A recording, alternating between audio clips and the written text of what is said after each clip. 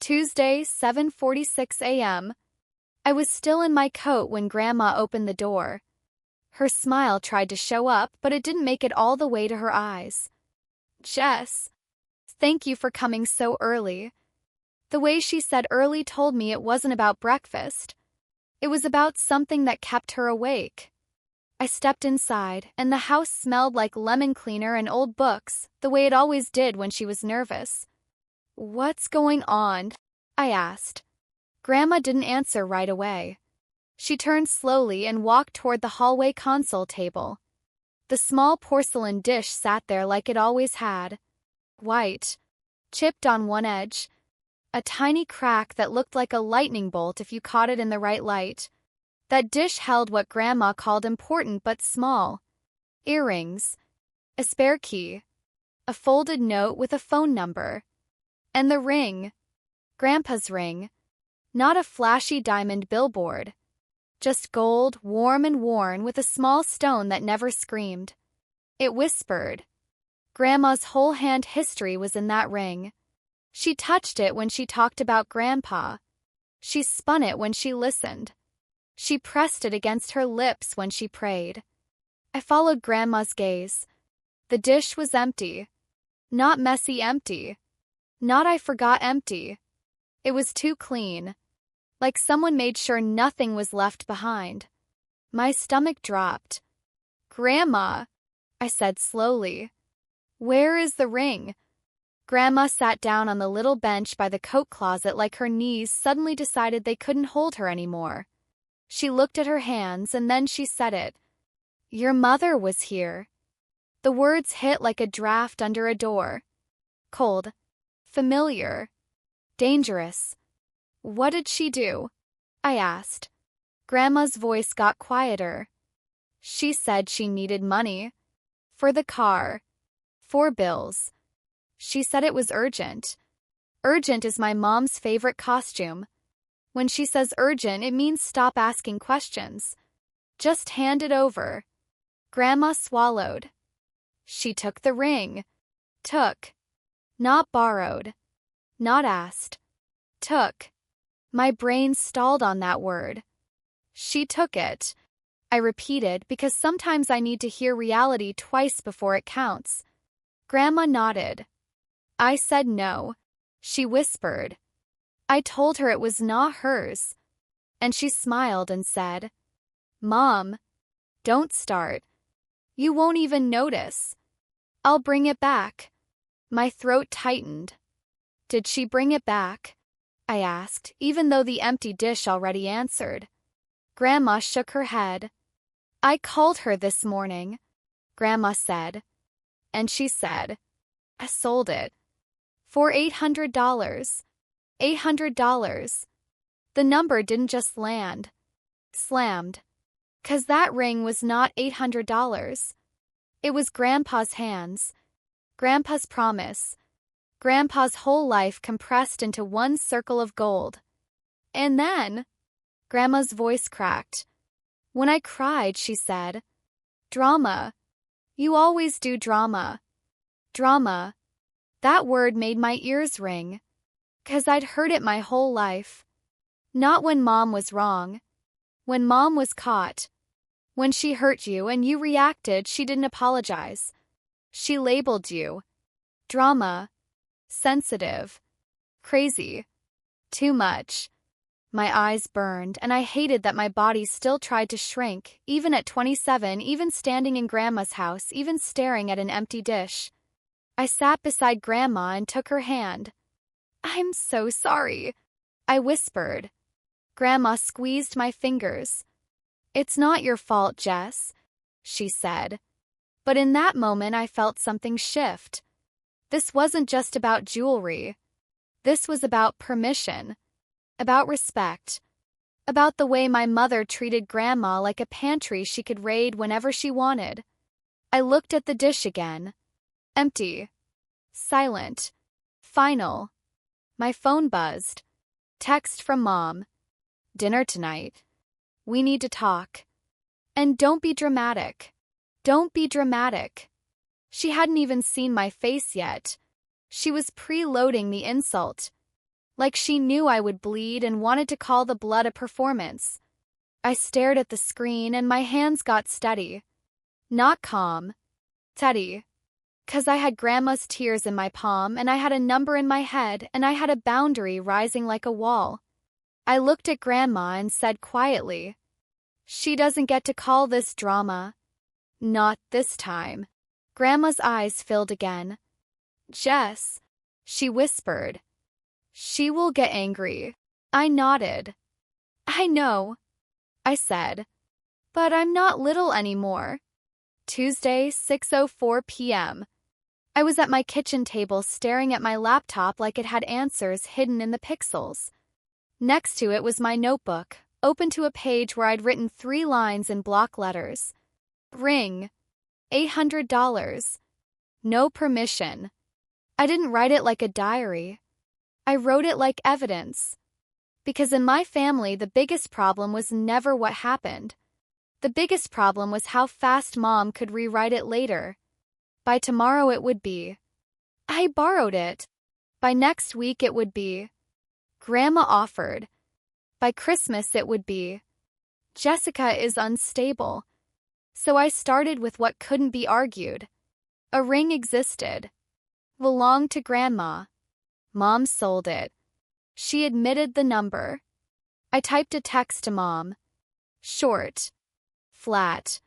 No emotion for her to chew on. "Where did you sell Grandma's ring?" Name. Location. Date. I hit send and my stomach tightened like I'd swallowed a coin. 6:09 p.m. Her reply popped up instantly like she'd been waiting for the fight. "Jessica. Stop. I told you it was urgent. Do you want us to end up on the street? You always make everything drama." Drama. Again. No location. No date. No name. Just guilt. I stared at the message until the words blurred. Then I typed, "I want facts. You took it without permission." 6:13 p.m. 3 dots. Then, "It was old. Grandma barely wore it. And honestly, $800 is good. You're acting like I killed someone." She dragged it to the extreme so my boundary would look ridiculous. I didn't answer right away. I got up, poured a glass of water, and stood at the window watching people walk their dogs like nothing in the world was broken. Like nobody's mother had ever sold somebody's memory for quick cash. Tuesday, 7:02 p.m. I went back to Grandma's. Not because I wanted to drag her into the mess. Because leaving her alone after that phone call felt cruel. Grandma was in her living room with the TV off, hands folded in her lap, staring at the carpet like the carpet might explain how her own daughter could do that to her. "Did she answer?" Grandma asked. I nodded. "Yes," I said. "She won't give details." Grandma sighed. "She will never admit it," she whispered. I sat beside her and pulled up my photo album. "I have proof it was yours," I said. Grandma frowned. "How?" I showed her a picture from last summer. Grandma at the kitchen table, smiling with a plate of peach slices, the ring on her finger catching sunlight. I zoomed in. Not perfect, but clear enough to show it existed. Grandma stared at the screen. "That's just a photo," she whispered. "It's a start," I said. Tuesday, 8:18 p.m. Back home, I almost drove to my mom's house. It would have been so easy. Knock. Confront. Let the anger out where she could see it. But I didn't. 'Cause I knew her script. She'd cry. She'd shout. She'd call me disrespectful. She'd say I was attacking her. And somehow I'd end up apologizing just to stop the noise. So instead, I did something she didn't expect. I moved toward facts, not fights. Wednesday, 8:37 a.m.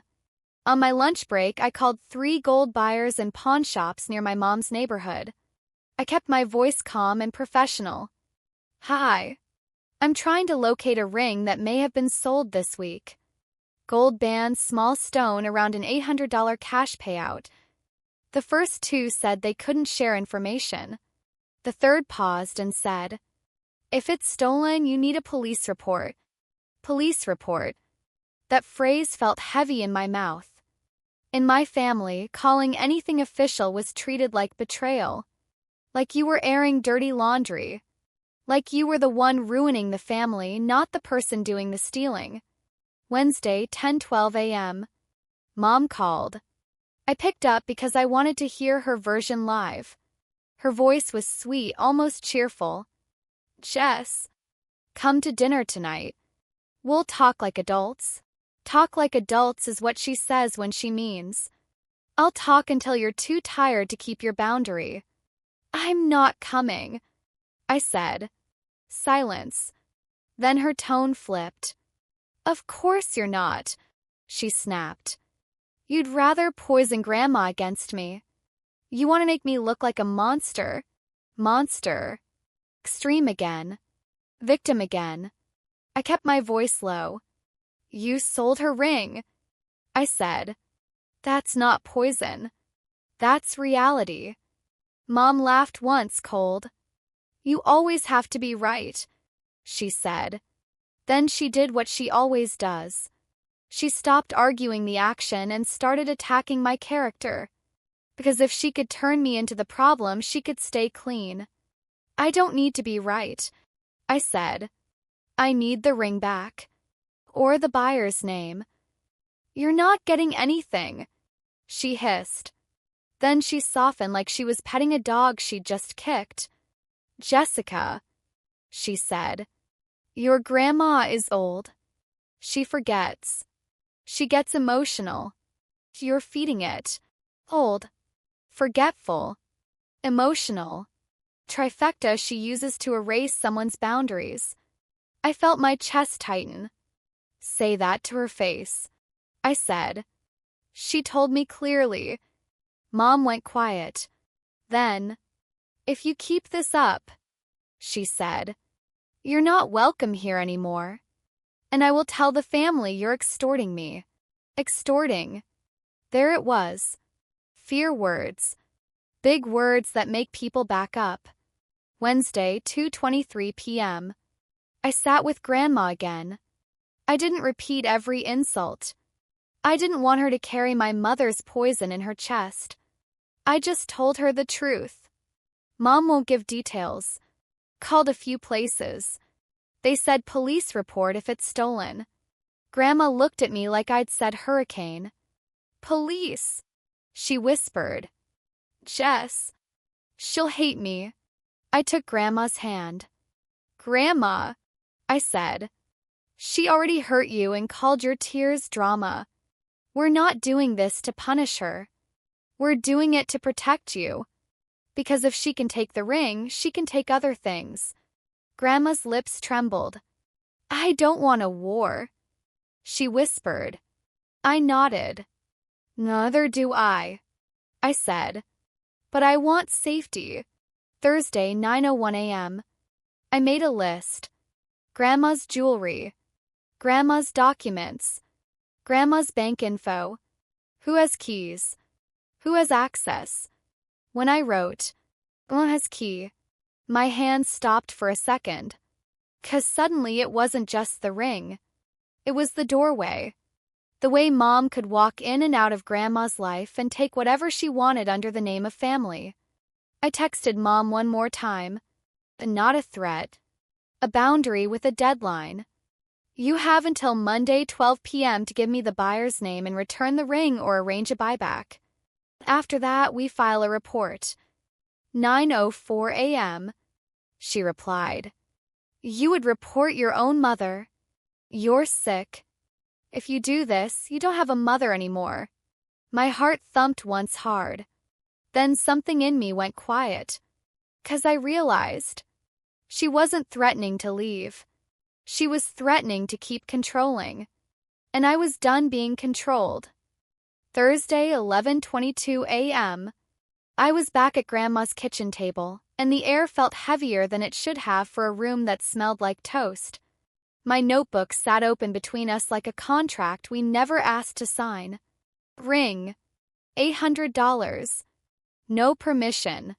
Grandma kept rubbing her thumb along the edge of her mug, the way she did when she was trying to keep her hands from shaking. Jess, she said quietly. I never wanted this. I nodded. I know, I said. But it's already here. And pretending it isn't here won't bring the ring back.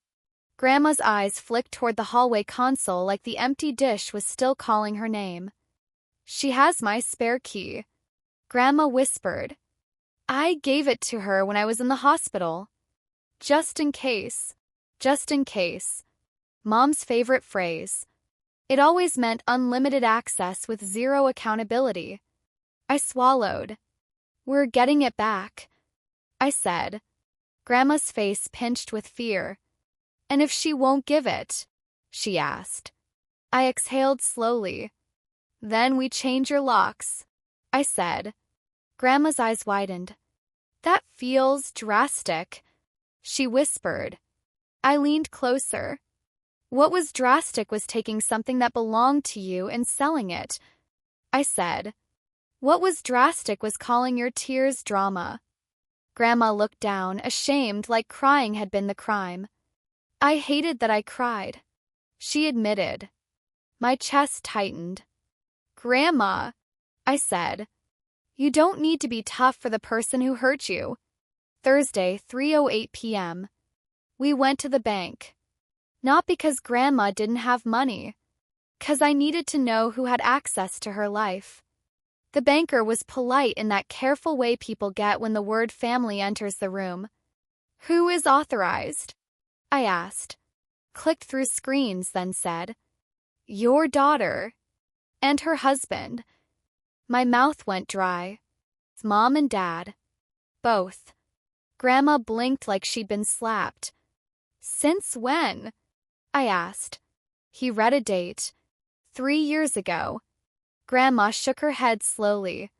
I don't remember, she whispered. The banker didn't look at her like she was stupid. He looked at her like he'd seen this before. It is signed, he said gently.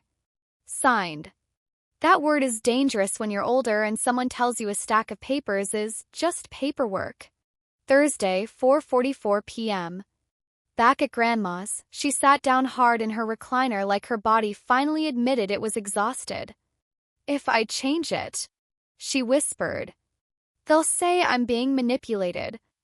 Manipulated. The word people use when they're losing control.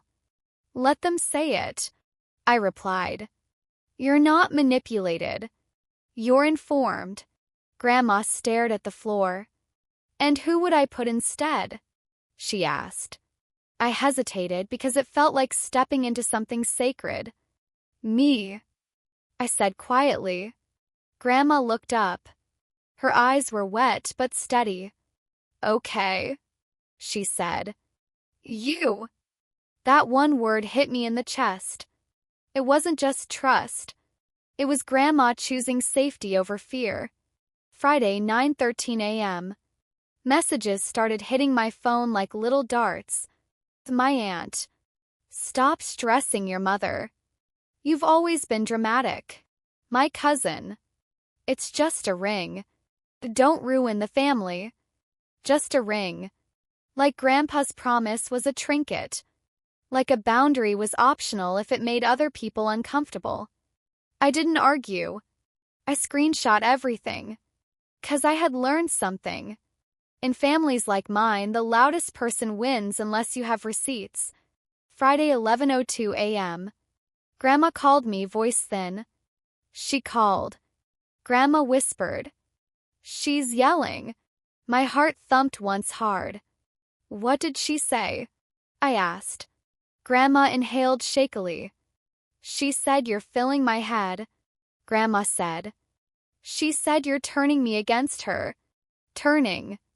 Like Grandma was a switch. Like she didn't have her own mind. Then Grandma's voice broke. She said if I don't stop this, she won't visit anymore. There it was. The weapon. Not logic. Not love. Abandonment. I closed my eyes and forced my voice to stay calm. Grandma, I said. You are not alone.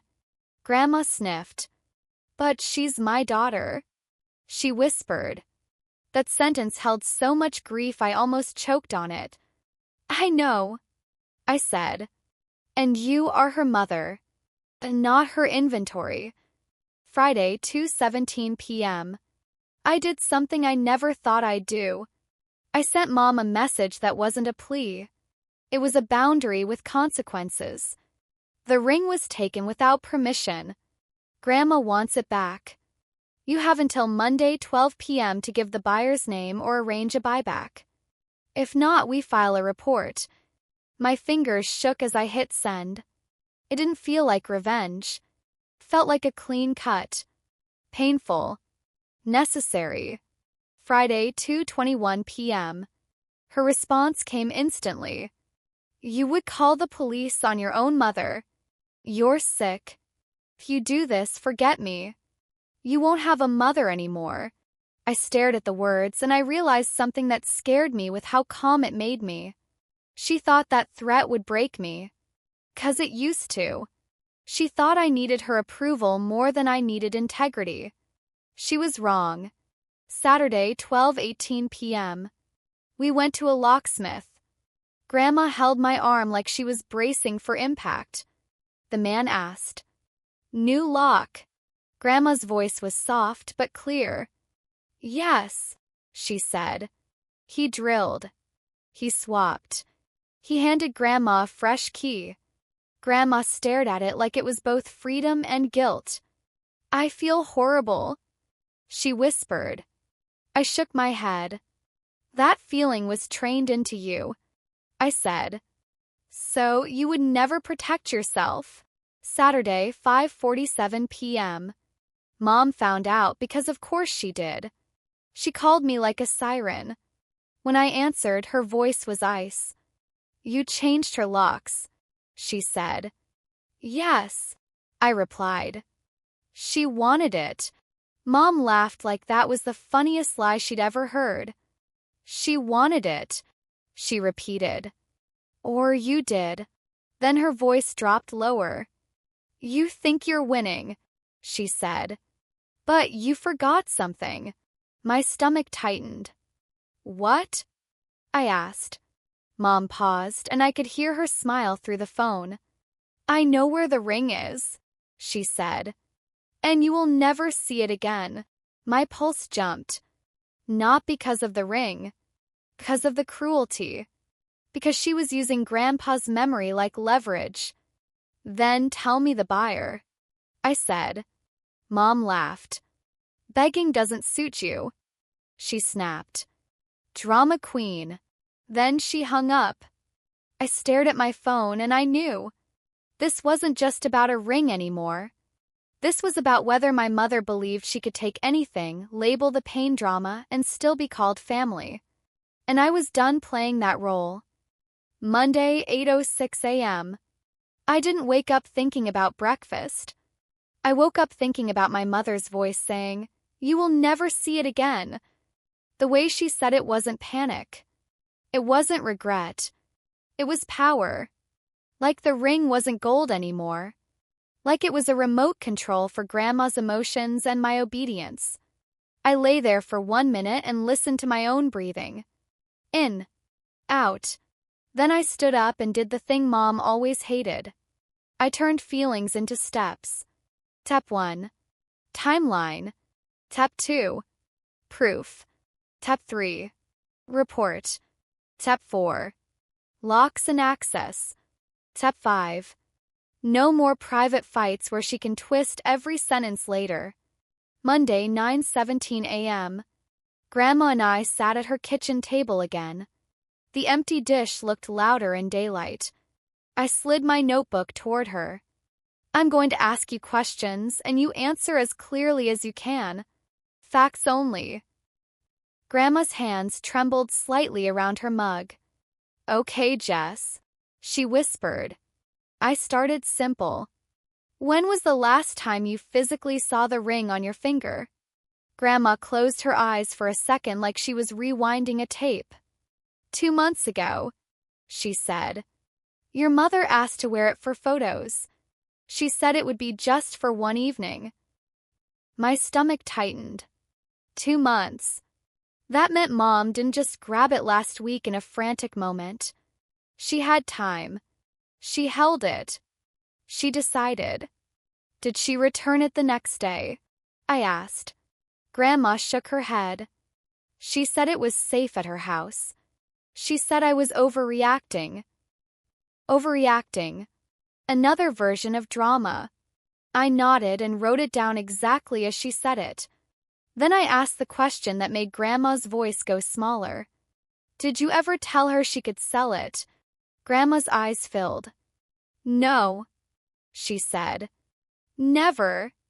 I told her it was not hers. Monday, 10:42 a.m. We went through Grandma's photo albums and her phone together. Not for nostalgia. For evidence. I found the summer photo again.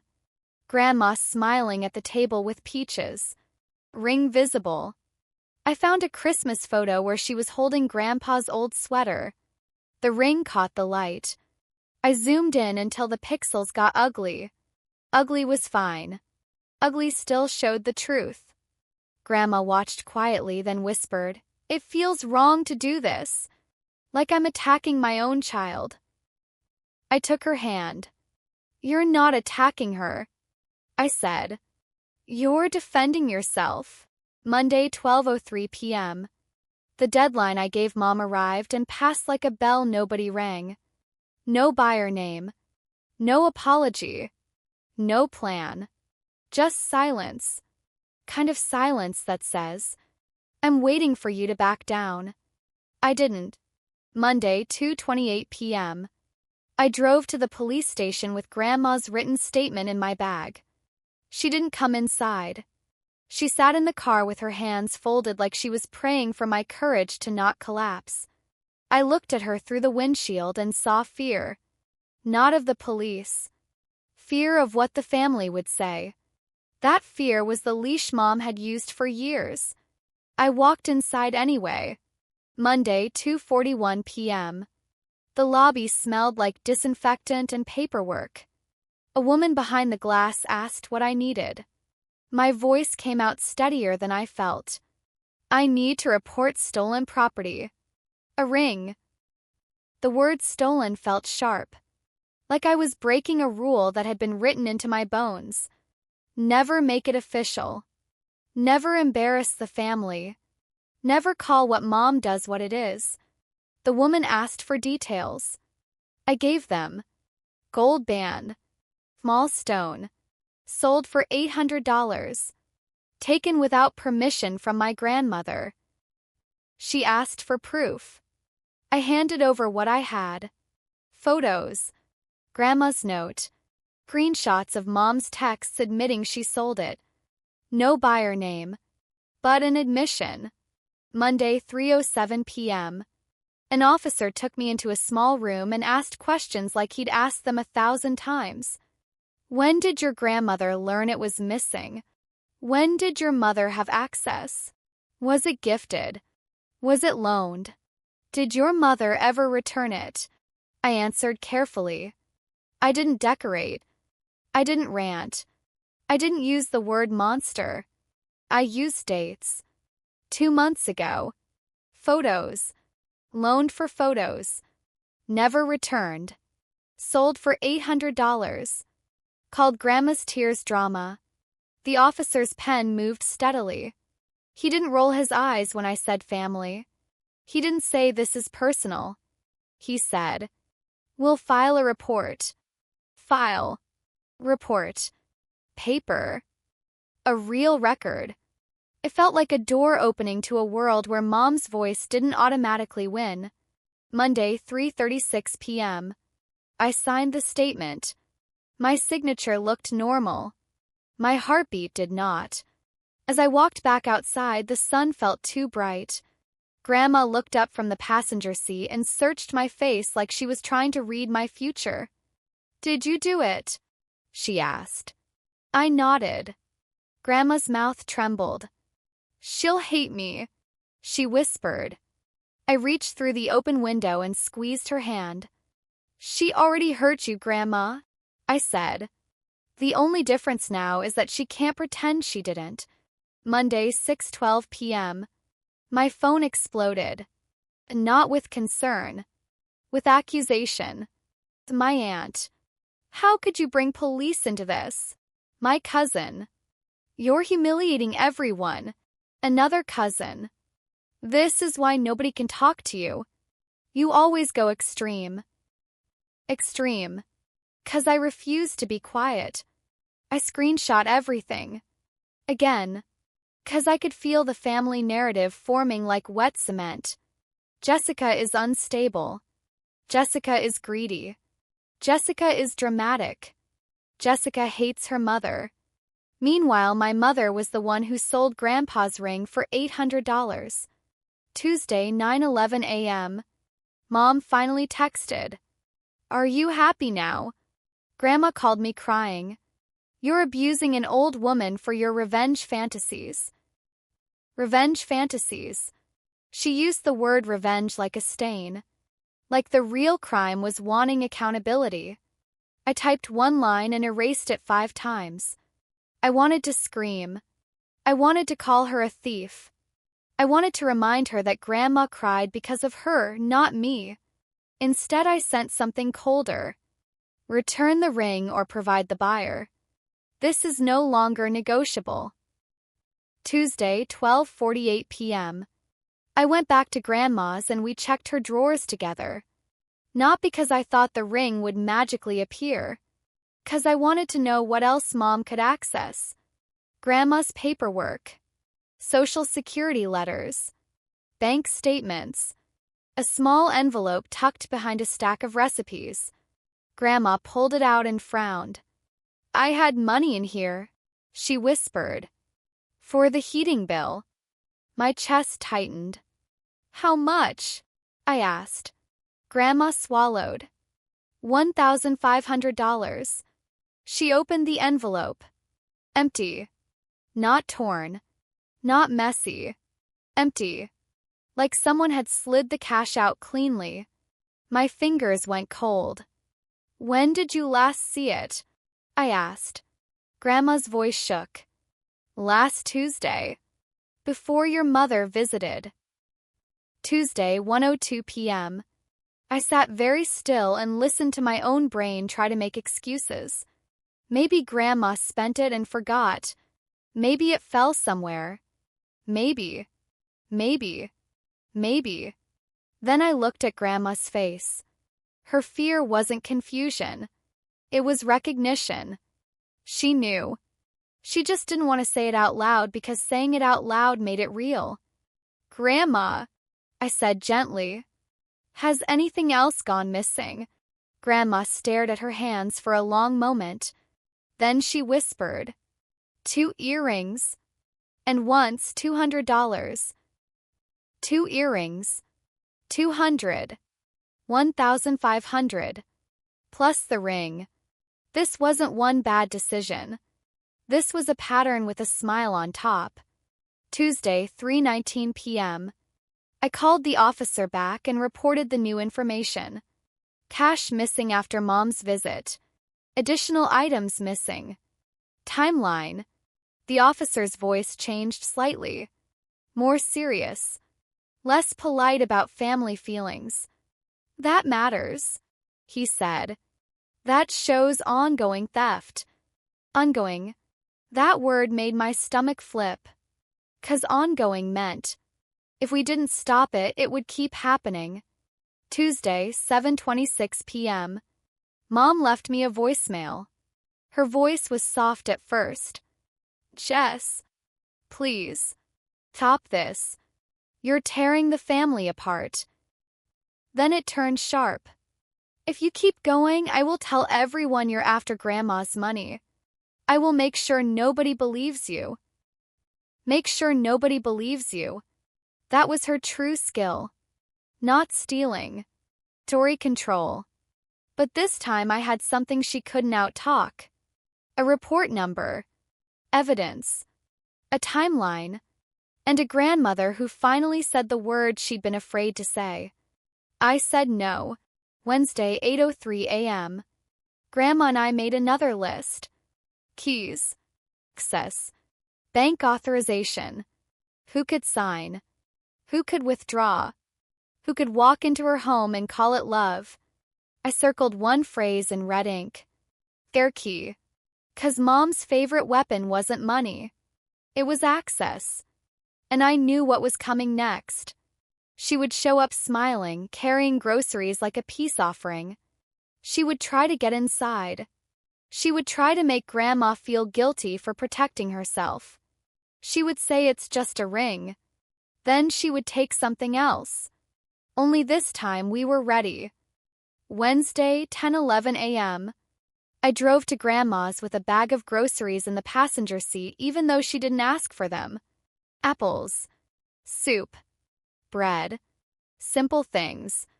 'Cause I needed her to feel one message in her bones. You are not alone. When I walked in, Grandma was sitting at the table with her hands folded like she was waiting for a verdict. They're texting me, she whispered. Your aunt. Your cousins. They say I should stop you. They say you're hurting your mother. I felt my jaw tighten. And what do they say about your ring? I asked. Grandma looked down. They say it's just jewelry, she said. Just jewelry. The phrase was a broom they used to sweep Grandma's pain under the rug.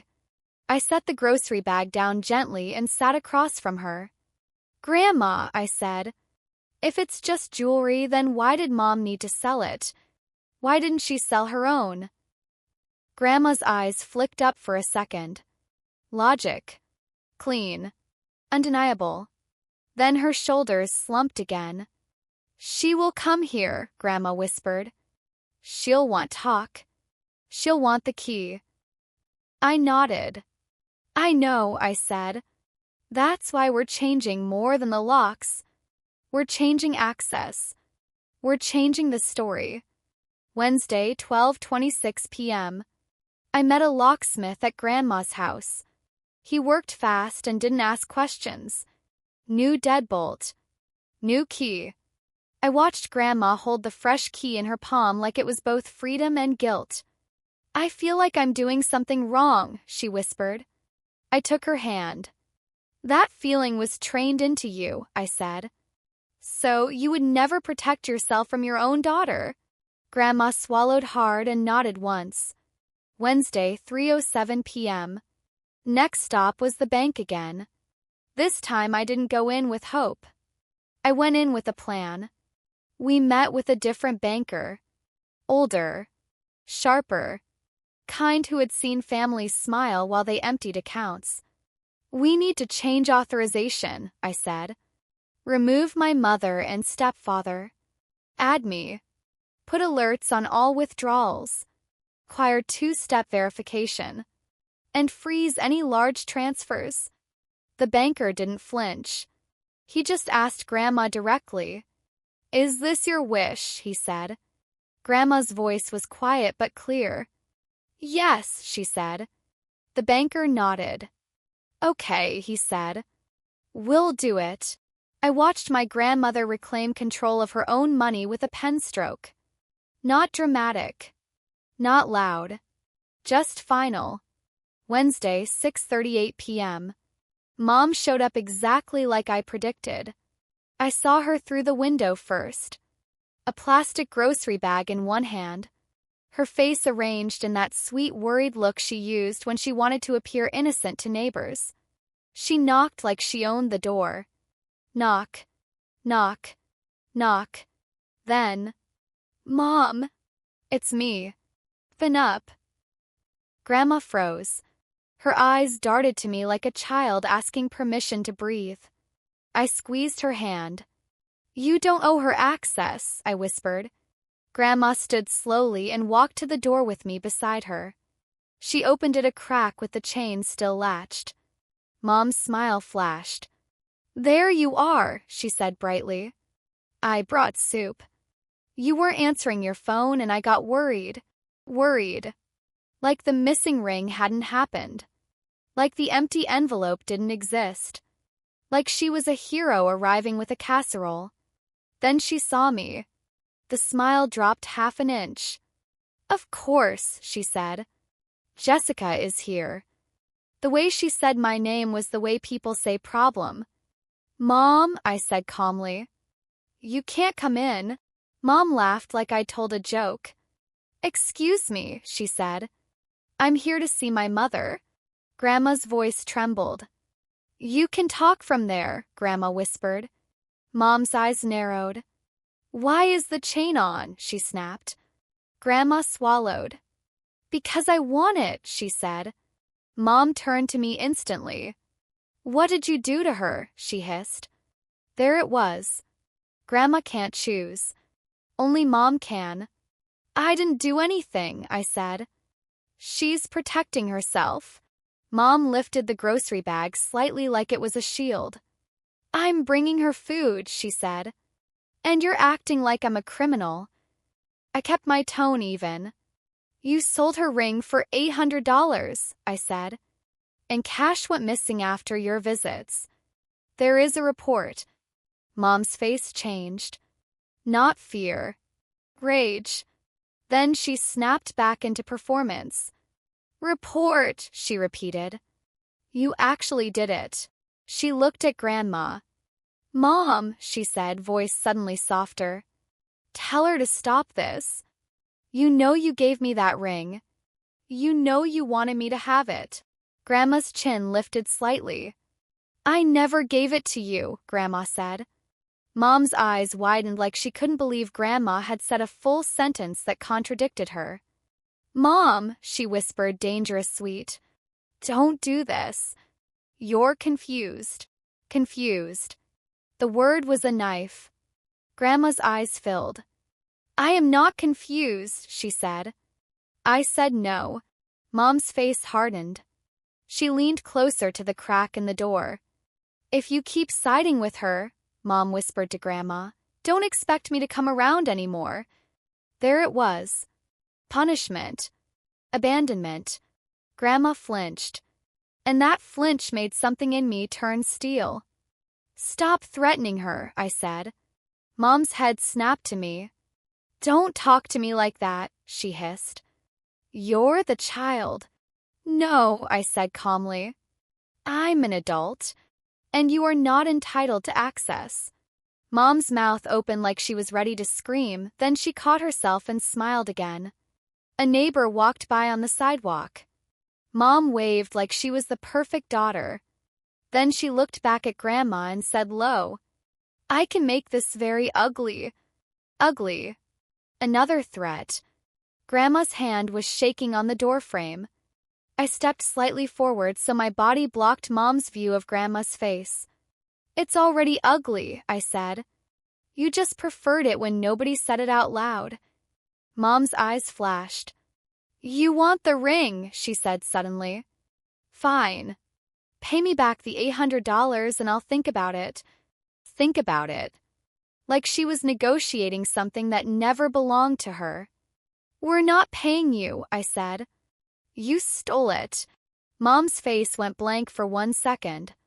Then she spit out, "Fine. Enjoy your little police fantasy." She shoved the grocery bag against the door as if it was proof of love and then pulled it back. "Actually," she said, "keep it. You clearly need charity." She tossed the bag on the porch and turned away. Before she walked off, she looked back and smiled a thin smile. "You'll regret this," she said. Then she left. Thursday, 9:05 a.m. Grandma called me crying. Not because she missed Mom's soup.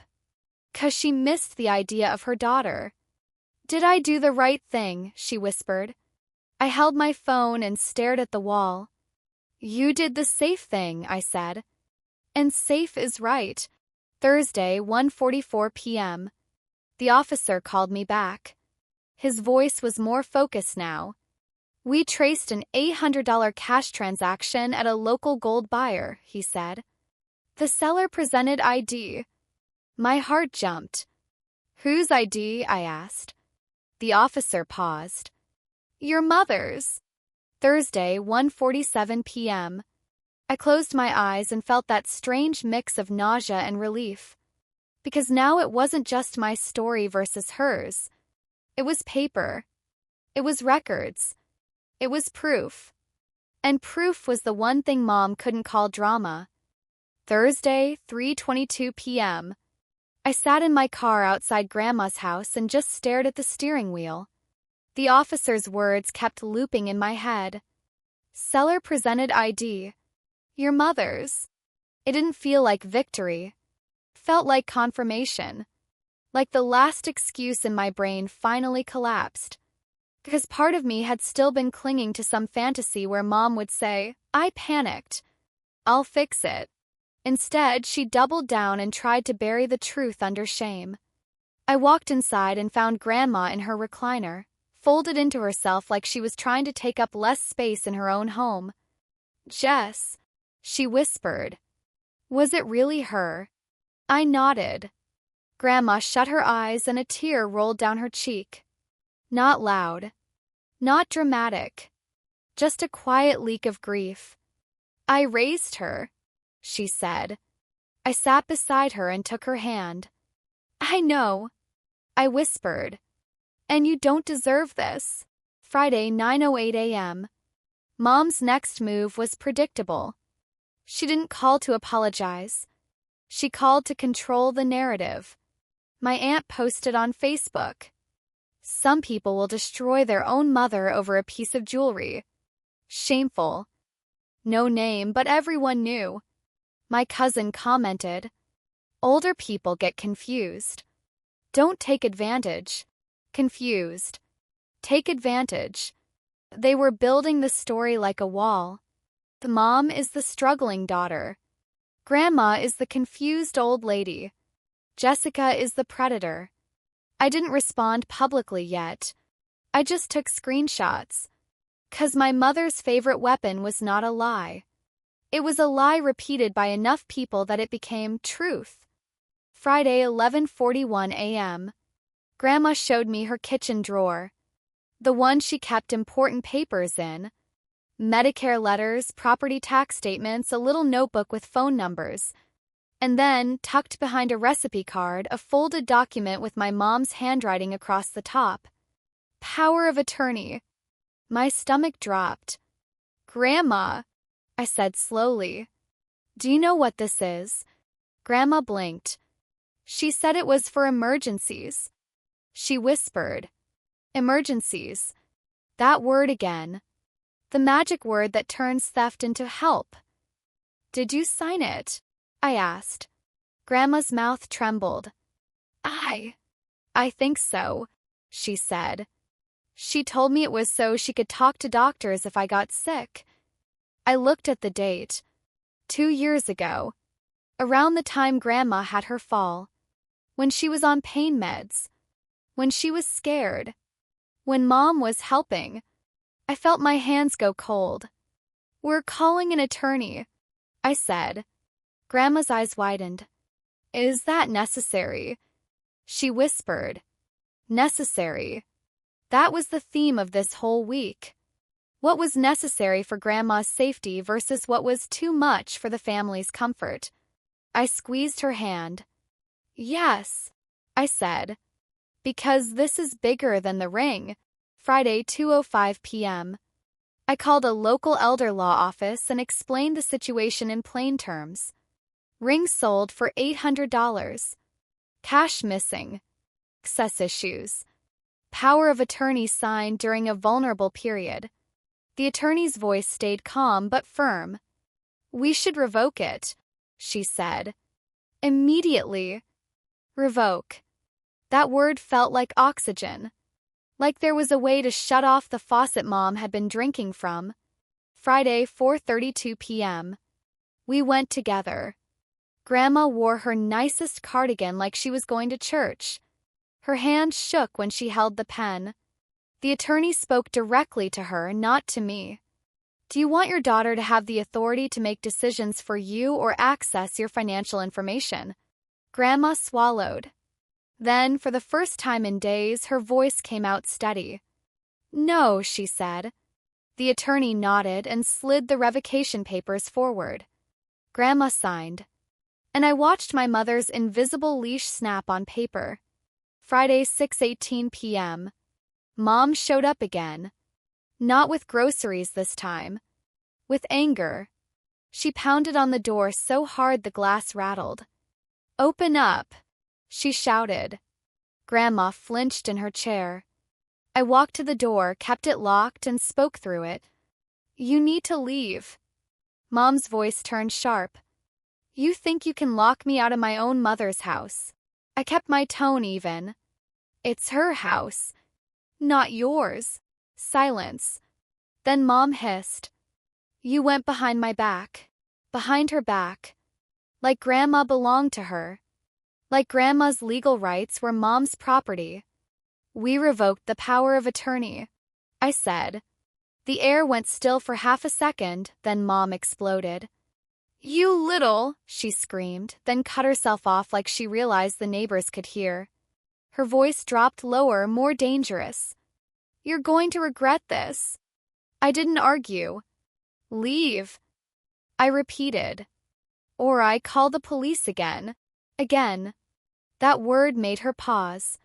"'Cause paper scares people who live on manipulation." She spit out. "Fine." Then she said the thing she always says when she's losing. "Don't expect me to help when you need me." Help. Like selling Grandpa's ring was help. Like taking Grandma's cash was help. Like threatening abandonment was help. She stormed off. Saturday, 9:24 a.m. The officer called again. "We identified the buyer," he said. My heart lifted. "Can we get it back?" I asked. He hesitated. "The ring is not at the shop anymore." My stomach dropped. "Where is it?" I asked. "It was transferred to a wholesaler," he said. Wholesaler. The word made it feel farther away. Like Grandma's memory had been tossed into a pile of anonymous gold. "But," the officer added, "there's a paper trail. And we have the shop's transaction details. If the wholesaler still has it, we may be able to recover it. May. Not guaranteed. But a chance." Sunday, 7:11 p.m. I sat with Grandma on her couch while the sunset stretched orange across her curtains. She looked smaller than usual, like this week had drained her. "I keep thinking," she whispered, "maybe I should just let it go." Let it go. That's what women like my mom count on. The exhaustion. The desire for peace. The fear of being alone. I turned to Grandma and spoke slowly so every word landed. "If you let it go," I said. "She learned she can take again." Grandma's eyes filled. "I don't want to fight," she whispered. I nodded. "Then we're not fighting," I said. "We're documenting. We're protecting. And we're letting the truth do the work." Monday, 8:36 a.m.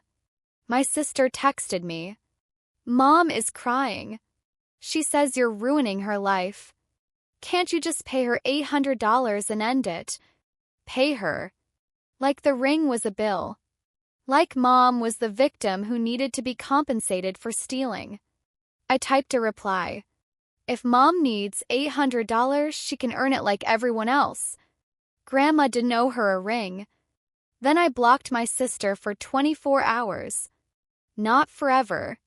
Just long enough to breathe. Tuesday, 10:18 a.m. The attorney called. "We sent formal notice," she said. "Your mother no longer has authority. If she attempts to use that document, it's fraud." Fraud. Another real word. Another paper wall. I sat back and exhaled. Because the family could call me dramatic all day. But the law was calling Mom's actions what they were. And the closer we got to truth, the less power her word drama had. Tuesday, 6:52 p.m. I was folding laundry when my phone buzzed with a number I didn't recognize. I almost ignored it. Then I saw the area code. Local. My stomach tightened. I answered. Hello. A man's voice. Older. Cautious. Is this Jessica? Yes, I said. This is Officer Grant. The same officer. My hands went still on the towel. We got an update, he said. I held my breath. The wholesaler responded. He continued. They still have a ring matching the description. Matching. Not confirmed.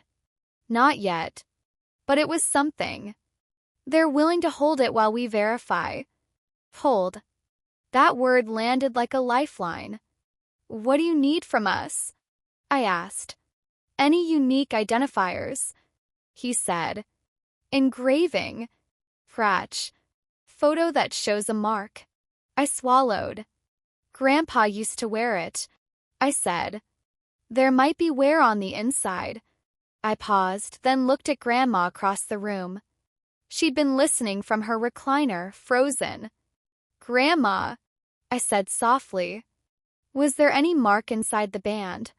Her eyes widened. Yes, she whispered. A tiny nick. Like a little line. A nick. A line. I repeated it to the officer. He said, Good. Get me any photo if you can. Photo. I didn't have a photo of the inside. But I had something else. Grandma's old notebook. The one where she wrote everything down. Wednesday, 9:14 a.m. I sat at Grandma's table again and flipped through her notebook like it was a map. Doctor appointments. Birthdays. A line that said, Ring to my daughter. Only to show. Return next day. And next to it, in tiny handwriting, almost like she didn't want anyone to see. Small nick inside band. My throat tightened. Grandma had written it. She'd known. She'd documented it without even realizing she was building a case. I took a photo of that page and sent it to the officer. Then I sent a photo of the ring on Grandma's hand from summer, zoomed in, circled the stone shape. I sent everything. Wednesday, 12:33 p.m. Mom tried a different tactic. She didn't scream. She didn't threaten. She showed up at my apartment with tears. Real tears. Or at least convincing ones. I opened the door and there she was, hair slightly messy, eyes red, hands shaking like she was the one being hunted. Jess, she whispered. Please. I didn't invite her in. I stayed in the doorway. What do you want? I asked. Mom pressed her hand to her chest like she was in pain. I didn't mean for it to go this far, she said. I was desperate. Desperate. The word she uses when she wants consequences to disappear. You were desperate for $800. I said. But you weren't desperate enough to sell your own things. Her face flinched for half a second. Then she tried again. You don't understand, she whispered. Your stepdad has been on me about bills. And your grandma has money. I thought it wouldn't matter. Wouldn't matter. Grandpa's ring wouldn't matter. Grandma's tears wouldn't matter. Only Mom's stress mattered. I felt my stomach go cold. You stole from her, I said quietly. Mom's eyes widened like I'd slapped her. Don't say that, she snapped. Then she caught herself and softened again. I didn't steal, she whispered. I borrowed. Borrowed. With no permission. No return. No plan. Okay, I said. Then return it. Mom's voice dropped. I can't, she admitted. The truth slipped out before she could control it. It's gone. I stared at her. Where? I asked. She swallowed. The shop sent it out, she said. I didn't know they would. She knew. She just didn't care until the spotlight turned on her. So what are you here for? I asked. Mom looked up, eyes glossy. To ask you to stop, she whispered. Just stop. Tell the police it was a misunderstanding. Tell Grandma I'm sorry. We'll move on. Move on. That was her whole strategy. Hurt. Label reaction as drama. Wait for exhaustion. Then move on. I shook my head. No, I said. Mom's face tightened. Jessica. She hissed. You're going to destroy this family. I stared at her and realized how backwards that sentence was. The family wasn't fragile because of truth. It was fragile because of what she did in the dark. You already destroyed trust, I said. I'm just refusing to cover it. Mom's eyes flashed. She leaned closer and lowered her voice. If you don't stop, she said, I will tell everyone you're doing this because you want Grandma's money. There it was. The same old smear. Greed. Control. Shame. I didn't flinch. Say whatever you want, I said. We have proof. Mom went still. Proof scared her more than anger ever did. She backed up one step, then her face changed into something hard. Fine, she snapped. Keep your proof. Keep your precious ring. You'll be alone when this is over. Alone. That word was supposed to break me. Instead, it made me think of Grandma.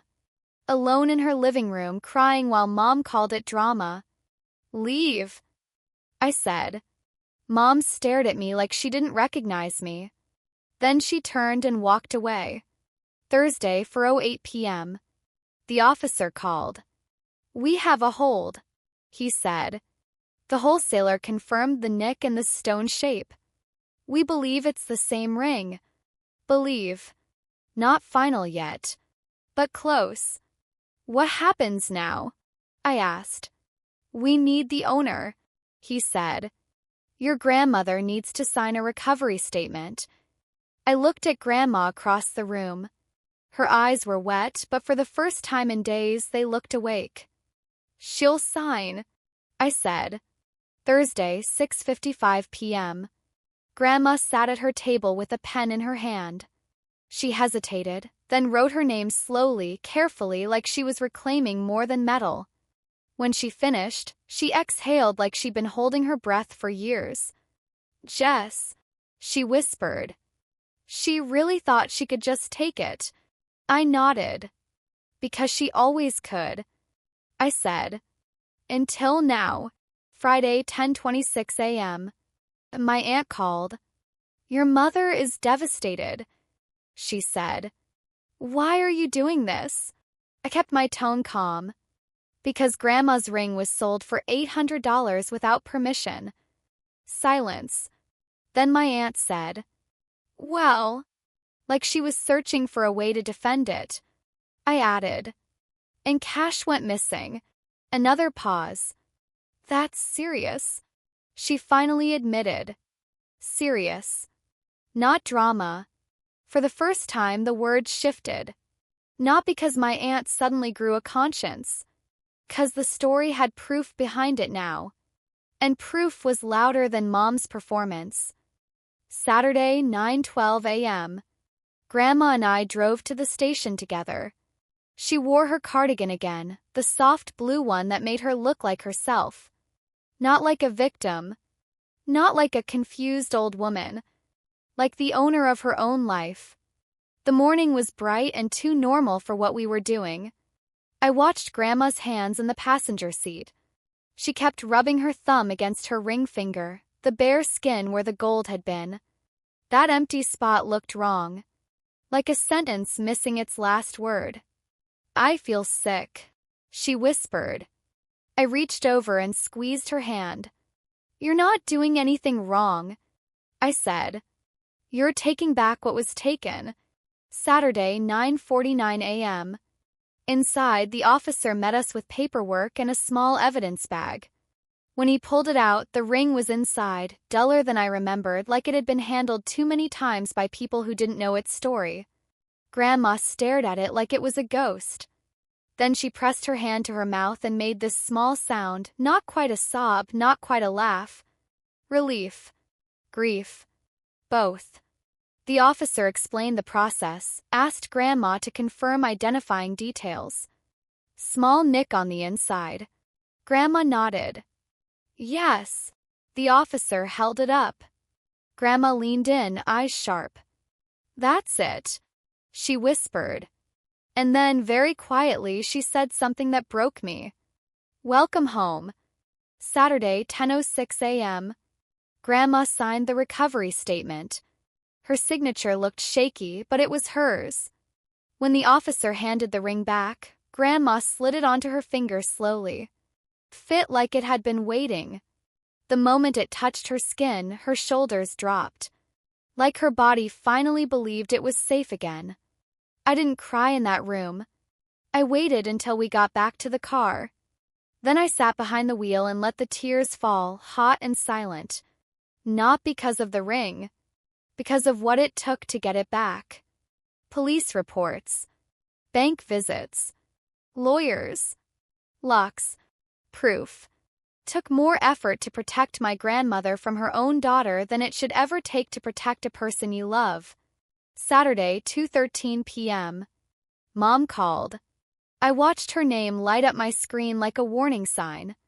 Grandma saw it and her face tightened. Don't answer, she whispered. I didn't. Mom left a voicemail. Her voice was low, shaking, furious.